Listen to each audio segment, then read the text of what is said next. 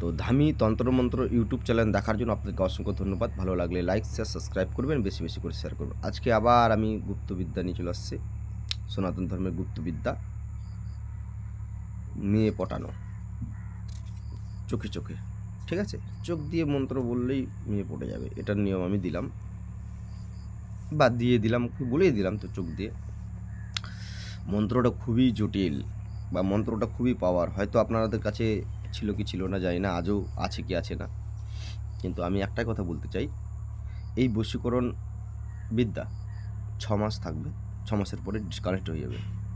6 মাসের জন্য আপনারা ইউজ করতে পারবেন, মানে 6 মাস থাকবে, একবার করলে 6 মাস থাকবে। আবার 3 দিন করতে হবে, 3 দিন করতে হবে, 3 দিন ওর চোখে চোখে করতে হবে, পরপর না। শনিবার, মঙ্গলবার, শনিবার, আবার মঙ্গলবার, এরকম করে 3 দিন করতে হবে। তো মন্ত্রটিকে সিদ্ধি করার জন্য বা মুখস্থ করার জন্য আপনাদেরকে শ্মশানে যেতে হবে, এক পায়ে দাঁড়িয়ে 108 মালা জপ করতে হবে। ঠিক আছে?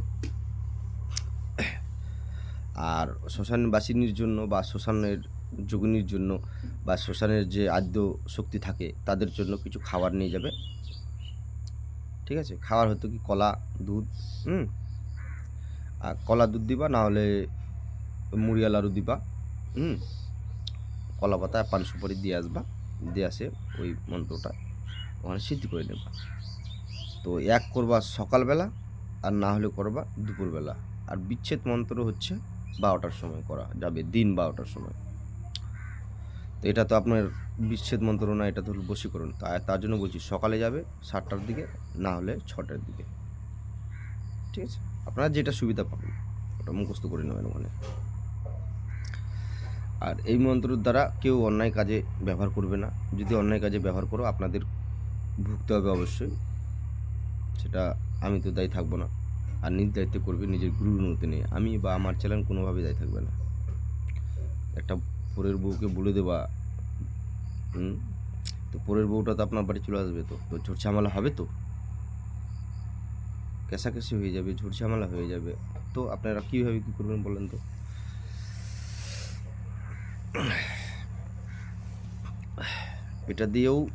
এটা দিয়ে বশীকরণও হবে, এটা দিয়ে রাগ বসাও হবে। মানে আপনার প্রেমিকা আপনার সাথে কথা বলছে না, রাগিয়ে গেছে, কোনো ভুল পেয়ে নিচ্ছে, আপনি তোমার সাথে ফোন তুলছে না বা তোমার সামনেও ঘুরছে, তখন এটা আপনারা ইউজ করতে পারবেন।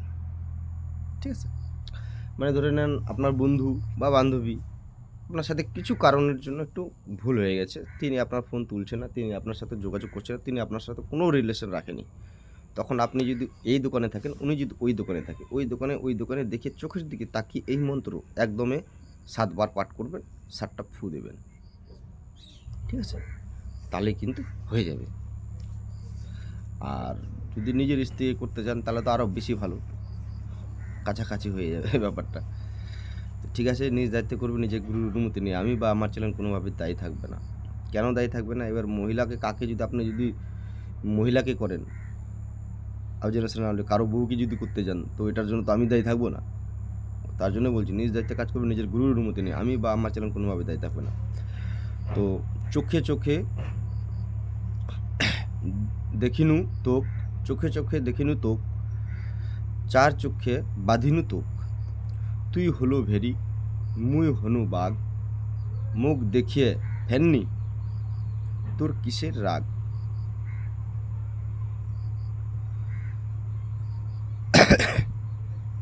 রাগ গসা ক্ষমা কর, দৌড়ে আসে পাওয়াতপুর।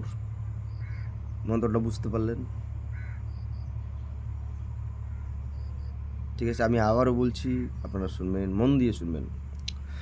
চোখে চোখে দেখিনু তোক, 4 চোখে বাঁধিনু তোক, তুই হলো ভেরি, মুই হনু বাঘ, মুখ দেখিয়া ফেননি, তোর কিসের রাগ। রাগ গসা ক্ষমা কর, দৌড়ে আসে পাওয়াতপুর। ঠিক আছে?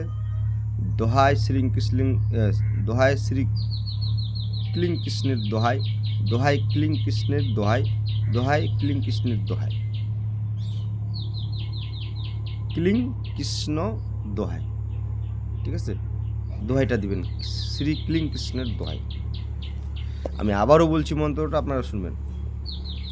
চোখে চোখে দেখিনু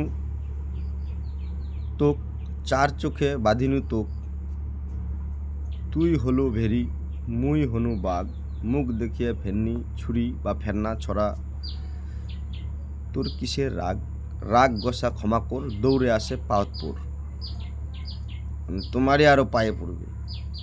ঠিক আছে, তো এরকম বিদ্যা কোথায় পাবেন বলেন ব্রিটিশ আমলে? এর থেকে এটা কি দেখলেন, এর থেকে আরও আছে, আমি আস্তে আস্তে বার করছি। তো মালিক দিয়েছে, আমার নানা দিয়েছে, এই ধামি যে তন্ত্রমন্ত্র যেখান থেকে আমি এই চ্যানেলের নাম দিয়েছি। কালকে পরশুদিন ওখানে গেছিলাম, মানুষ ছিল দুটা, পাঠা ছিল মানুষ, পাঠা দিয়ে আসছি। ঠিক আছে, ওখানে আমার কিন্তু বৈশিষ্ট্য, মানে ওখান থেকে আমি শুরু হয়েছি, তন্ত্র জগতে ঢুকেছি, তার জন্য ওনার নামটাই দিয়েছি ধামি তন্ত্রমন্ত্র ইউটিউব চ্যানেল। ঠিক আছে, আরও আছে টিনের বাক্স, দেখছো টিনের বাক্স, যেগুলো বক্স, টিনের বক্স বড় আগেকার বাক্সগুলো, ওগুলোতে ভর্তি পুরাতন খাতা আছে। তো আমি কেবল বার করিনি, কেবল কিছু পার্সেন্ট বার করেছি, আর কিছু আবার গুরু ধরতে লাগে মন্ত্র। ওই এবার তো দাদু নাই, যে দাদুর খাতা ছিল সে দাদু তো নাই, মারা গেছে, তিনি বয়স্ক হয়ে মারা গেছে। তো সেগুলা তো চলার জন্য গুরু তো লাগে, তার জন্য সঞ্জয় দা আছে আমার পাশে। ঠিক আছে, তো ভিডিওটি ভালো লাগলে লাইক শেয়ার সাবস্ক্রাইব করবেন, বেশি বেশি করে শেয়ার করবেন। আপনাদের কাছে এটাই অনুরোধ থাকলো, আমার পাশে থাকুন, আপনাদেরকে আরও বিভিন্ন জিনিসের দেবো। ঠিক আছে।